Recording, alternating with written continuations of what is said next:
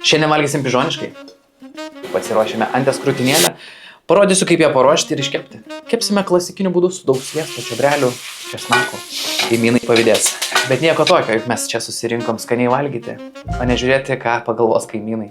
Na dabar kimame į receptą. Taigi pradžiai pjausime skurelę.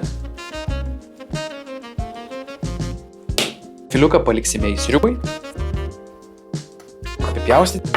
Dedame į šaltą keptuvę.